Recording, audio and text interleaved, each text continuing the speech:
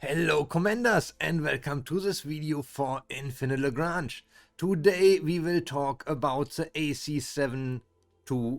Why about the AC721? I mentioned it in the last videos and I said it's an underrated blueprint that everyone has. That is something very special. So let's take a look into why I think it is so good and why I think it is underrated. There are a total of 4 variants of the AC721. Yes, I know you will say, hey, what do you talk 4 variants? I can only see 3 here. Let me explain this to you. There is one additional variant that is only unlocked by a docking point. And the people in my union were so nice and show me one of the docking points. As you can see here, if you dock here, you will get the heavy iron cannon destroyer. Now, let's quickly have a look at the technical data of all these and why I think they are so good. Now, here we have a list of all ships. Let's start sorting them by name. We do have the missile type, generic, aircraft and iron cannon. When we take a look, these are only now destroyer types. For the destroyers, there are only 2 versions with energy weapons, so this makes the iron type already very interesting. Now don't get me wrong, it's for sure not the best ships there, but there's only one other ship, the Guardian Pulse Cannon, that is energy based, and therefore the energy based AC721 is something special, and with 5200 anti-ship damage, not really bad. I mean, think about it. It's a destroyer that ignores all armor, and in the destroyer range you do not have much of energy resistance. So really interesting ship, and I don't say it's top tier, it's not S tier, but it is a good thing if you have this. Would I use this as a docking point?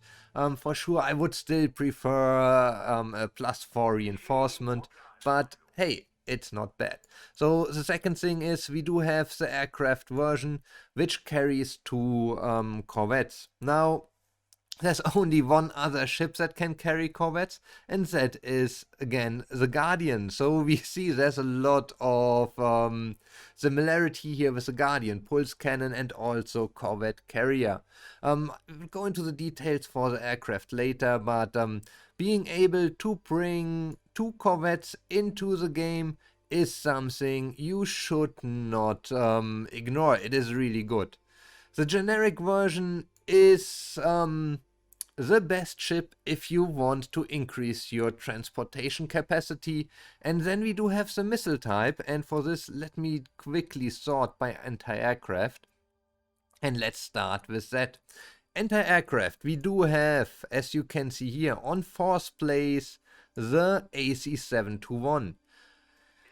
First place, the Tundra support. It's using AAUAV, same as the Ceres, same as the Guardian support. So we do have 3 support type ships here that use UAVs for anti-air damage. And I'm sorry to say these are broken, they don't work at all. The Taurus is only counterattack.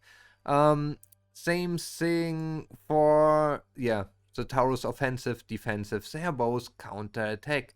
That leaves us only with one ship that at least can defend in a row, and that's the AC721. So now let's go back to the game and take a look into some things here. Let's start quickly with the battle report. Luckily we have one here where we have some Ceres support destroyers, and there's also some aircraft. So what you would expect is at least a little damage. 1 damage point, 10 damage points, something. The fight went nearly 3 minutes, so there was enough time to launch the UAV and attack the gen bias from the enemy. But when we look at the battle stats, we will see support type 0, air defense. And I can tell you that already, this is always the case. I did check some of my older videos where I showed battle reports. My support ships, the Ceres as well as the Guardian, never did any air defense damage, meaning they are useless. And That's very sad. And at the end, this leaves us with one single destroyer that can do air defense. And there's no other destroyer. And that is the AC721. The AC721 missile type. Top tier because the only anti-air defense destroyer available there. We do have two systems. We do have the MK200 launching system, which gives us a whooping 3000 anti-air firepower. This is huge. As you can see here, we do have the SM, which doesn't do anything, so all the anti-air is coming from the anti-air aircraft missile silos, and we do have provided anti-aircraft support to the same row friendly ships, meaning the AC721 will defend the whole back row with anti-air support, and that is big. Now we can also increase the damage here. We can decrease the cooldown, and very important, we can increase the hit rate. Increasing hit rate against frigates and destroyers, depending how you use it, as you very likely will use it as anti-aircraft. So we do have here the anti-aircraft missile silo, and therefore with a missile hit rate increase, it will increase the chance to hit enemy fighters. Now the good thing is these are two independent weapons, and while this one will shoot at corvettes and fighters, the generic missile silo will attack independently destroyers and frigates, making it very versatile. The 721 auxiliary battery system only brings us a very small amount of anti-air defense. If we do check the range, it can counter-attack, so this is not the best. But there is a strategy: all aircrafts locking onto an enemy aircraft in the nearby row, so at least you can even then do a little damage to the middle row. But keep in mind, this is a very small amount of damage, only 600 anti-air, so not really that you could defend the whole two rows, middle and back, with your main air defense damage. This is really to defend your carriers, your support ships, which are located in the back row. Now, we already mentioned the generic type. It is the best. Why? It already has 18,000 storage capacity, which is the largest, by far the largest storage capacity for all ships. And you can increase it by another 7,200 because you got 2 times the ship warehouse expansion skill here, or enhancement system. So with this, it is the only ship that can increase by such a big amount the capacity. If you are a farmer, the generic version is the farming ship for you to get. You want to build all 15 of these. Probably you will even build additional missile or aircraft types. So in theory you could build 45 AC721 to increase your storage capacity. Now that's a little bit overkill, but yeah. So that brings us to the last type, the aircraft type. The aircraft type brings in the corvette maintenance system and allows you to carry 2 corvettes, which is already nice. We do have the typical things. Let's go back to our Excel sheet. I do have some more things I can show you there. Let's switch over here. I got one. So let's see. If we take a look here, ignore the lower part, but I did list all the different ships I can use to bring my aircrafts into game. And as you can see here, for corvettes I do have the Guardian, or I do have the AC721. There's nothing else available in the destroyer category. Both of them can have 4 mods to improve the corvette performance. RTB 20%, hit rate 20%, and now the AC721 can increase the lock-on time by a whopping 70%. This allows you to reduce the lock-on time of most corvettes to 0. And that is something you have to keep in mind. There's no lock-on time anymore. And if you didn't watch it, this is a very important part, because there are ships, as you can see here, like the CVT-800. It can also decrease the lock-on time by a lot, and that is where I came into the point where I said, if I use destroyers, the CVT-800 goes on my Guardian destroyer, because I can't skill the lock-on time reduction there, and the others, they will go to the AC721.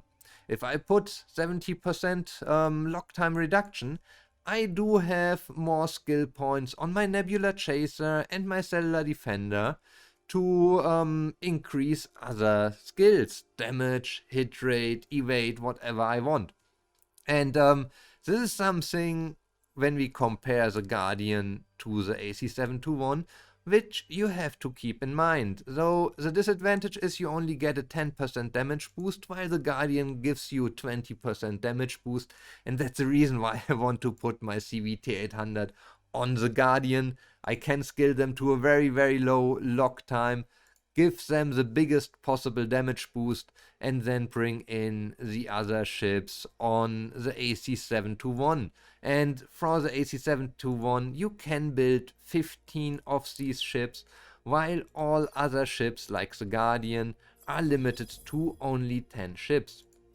Now, all of this said, the AC721, if you look at it, in all its variants, is bringing you something no other ship can. With the missile type, it's the only destroyer that really brings usable anti-aircraft support for the back row. The generic type is the only ship that can really increase your storage by a lot, and we talk about skilled 25,000 storage capacity. As said, you get 7,200 addition. You already come in with 18,000, so that's 25,200 total storage capacity. All other destroyers come at around 10,000, so that's 2.5 times as much. And then we do have the aircraft carrier version, which brings us a very, very good base to get more corvettes into the game early on, and also when you want to build a fast fleet, something that can move quick onto enemies, and it's just much more fun to play. I know it's not as strong as if you have fully upgraded carriers like the Marshall Crux or the Solar Veil or the CV3000, but as it moves much faster, it is really fun.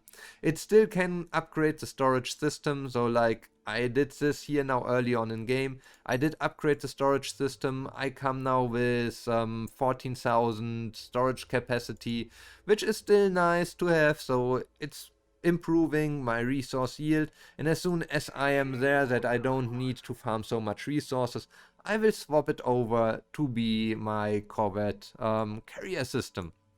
And as said, it is doing very well.